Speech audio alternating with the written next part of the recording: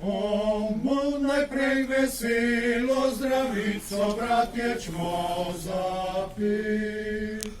Bog našo nam deželo, Bog živi v slovenski svet. Brate, vse, kar nas je sinov, sloviče matere. Brate, vse, kar nas je sinov, sloviče matere, sloviče matere. Živi naj vsi narodi, ki hrepeni dočaka dan, da koder sonce hodi, prepiri sveta bo pregnan. Daroja, razbo vsakne vrak, lesosed bo meja. Daroja, razbo vsakne vrak, lesosed bo vrak, lesosed bo mejak.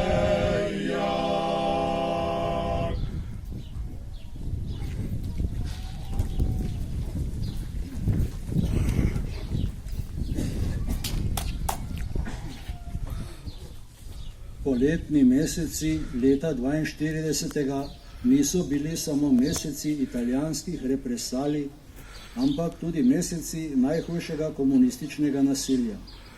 Tudi Borovnici s tem ni bilo prizaneseno. Bilo je v nedeljo 12. julija. Pri Vičičevih ali po domače pri Minčetovih na Dražici je vladalo nedeljsko razpoloženje. Nedelja je bila edini dan v tednu, ko so bili vsi zbrani. Ob delavnikih je oče Emil že ob 6. zjutraj hitel na vlak. Vračal se je šele zvečer. Delal je v Ljubljani v Kopačevi svečarni. V zadnjem času je doma izdeloval še pastu za čevlje. Pri tem sta mu pomagala žena in stari oče, pa tudi otroci, kolikor so jim dopuščale druge obveznosti. Najstarejša hčerka Olga je dokončala gimnazijo in se potem zaposlila na prehranjevalnem zavodu v Ljubljani. Zinka in Ivka sta obiskovali Uršulinsko gimnazijo v Ljubljani, a Dela se je učila za šiviljo, Hieronim je izpolnil šele 9 let. Tisto popoldne je bilo v Borovnici in okolici vse mirno in tiho, kot da ne bi bilo vojne. To se je poznalo tudi pri Vičičevih. Celo oče, ki je bil zadnje mesece vedno zaskrbljen, je bil dobre volje kot že dolgo ne. Lovil se je z otroki po vrtu okrog hiše in užival v njihovem veselju. Proti večeru so vsi, tudi mama in stari oče, sedeli pred hišo in se pogovarjali. Oče je čakal soseda, da bi skupaj šla spat v šolo. Vičičeva hiša je bila namreč izven žice, ki je obdajala vas.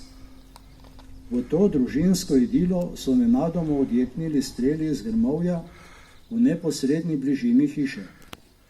Oče se je zgrudil zadet v desno stran prsi.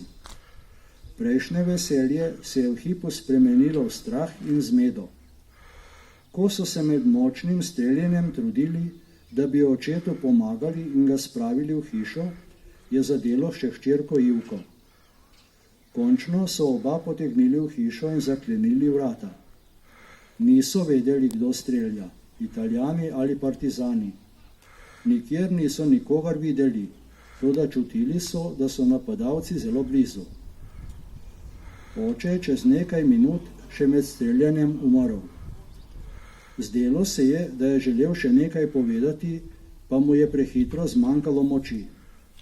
Čez nekaj časa je streljanje prenehalo. Italijani v Borovnici so dali znak za preplah. Bilo je še svetlo, ko so prišli do Vičičevih. Mrtvega očeta in ranjeno hčerko so odnesli s seboj. Kirurg v vojaški ambulanti je poskušal rešiti življenje, toda rana od dum krogle je bila prehuda in nekako čez 2 uri je tudi ona umrla. Stara je bila komaj 15 let.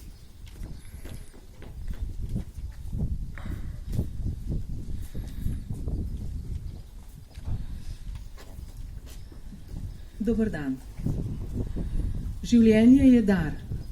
V ta svet smo se rodili, ne da bi za to kaj storili, zato smo si vsi enaki, pa vendar smo si tudi vsi različni.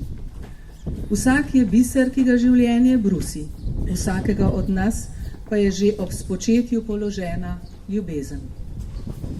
Kaj se potem zgodi z nami, da smo sposobni sovraštva, nasilja, nespoštovanja drugega? Odkje prepričanje, da smo vredni več kot drugi in je prav samo tisto, kar zagovarjamo mi? Odkje vzgib, da dvignemo roko nad brata, ga udarimo ali celo, da mu vzamemo življenje? In odkje brezbrižnost, da ob lahkotnem sprehajanju po naravi, ko vemo, da danes vse povsod še ležijo človeške kosti, ne zmoremo toliko sočutja, da bi te kosti položili v grob, ki pripada prav vsakemu človeškemu bitju. In ko govorimo o miru, si ga prav zares želimo? Ali naredimo kaj za to? Za dosego miru ne potrebujemo orožja in bomb, potrebujemo ljubezen in sočutje, je zapisala blažena mati Terezija. Da bi se spomnili in ohranili spomin, da bi se zavedli svoje odgovornosti in lepote življenja, ki nam je bilo podarjeno. Zato smo danes tu. Prav lepo pozdravljeni in dobrodošli vsi. Še zlasti pa lepo pozdravljam predsednika Nove slovenske zaveze, doktorja Matijo Ogrina, ki bo tudi današnji osrednji govornik. Program smo za vas pripravili kvartet Škrip, Jani Bolarič, Franci Švigelj in Slavi Košir. Slišali boste pesmi Franceta Balantiča, Alojzija Grozdeta in zapisa iz knjige Janka Mačka, Kako se je začela.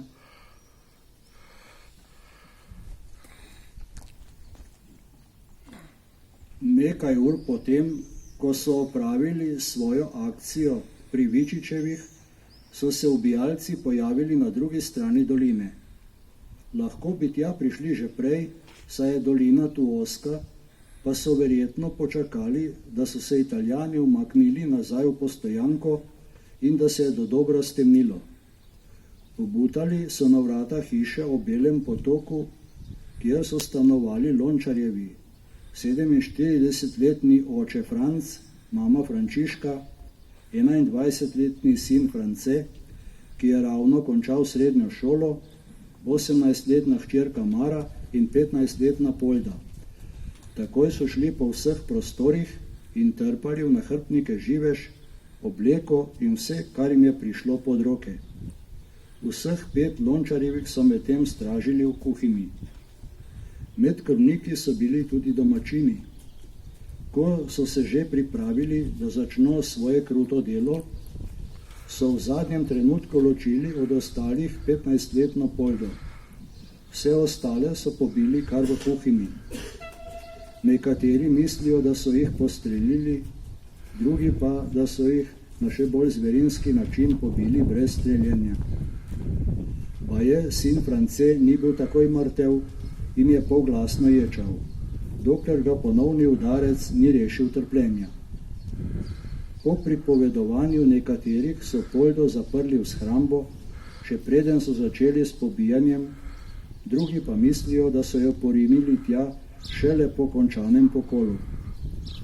Ko so odšli, so za seboj zaklenili še vhodna vrata. Čez nekaj časa se je Polda toliko opogumila, da se je rešila iz hiše groze in zbežala k sosedu.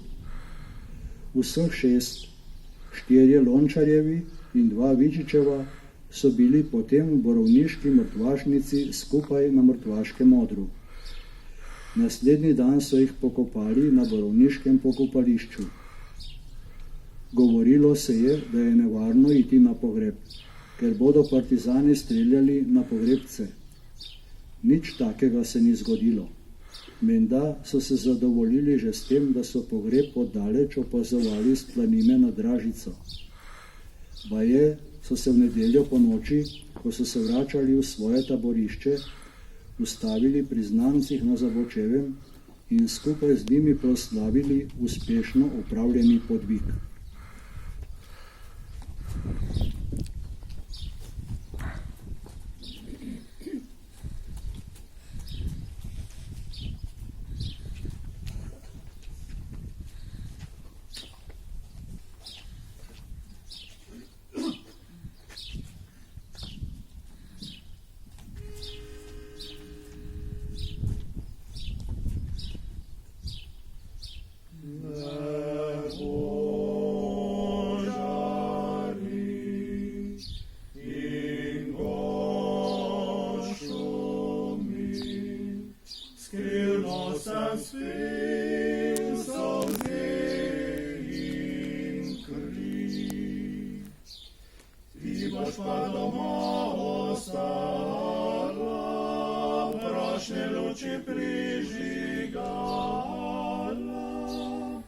Vsak večer, ko zapre samotna dver, jaz se bom pa spomnil na te, zdaleč gledal luči zlate. Vsak večer, kakor lepši knjigi, z Bogom gore naše dvore, varujte krvave zore. Z Bogom Sava vči Triglava, naj te tujec ne preplava. Z Bogom koče mogoče, Bog nas varuj strile toče. Ljubijo, čakaj si rekel, ko se kostajno mleti. Čas stanja je potekel, ali tebe očkani. Časih berem, časih pišem, Botrček podpiše list. Časih solzo si obrišem, kar je bilo kdaj gospi. Sonce me je prebudilo, kakor zaslovesni gol. Pozlatilo mi je puško in spremilo me na pot. Zdravi znanci, znanke zdrave, kaj se v oknu tam blesti.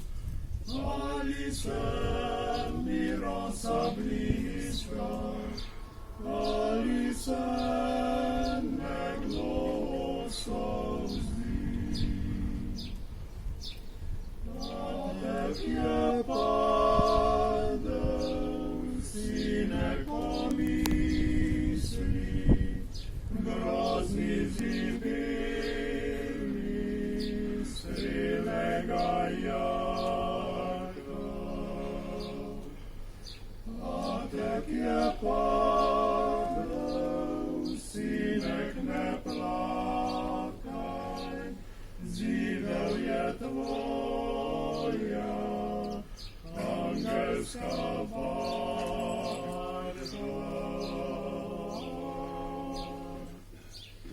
Privliskal je na vrh vasi vesel korak, na prsih pa svetinje tri junak. Skoz srci ga želi kot troboj mamke znam, a sin se vrnil je domov, en sam.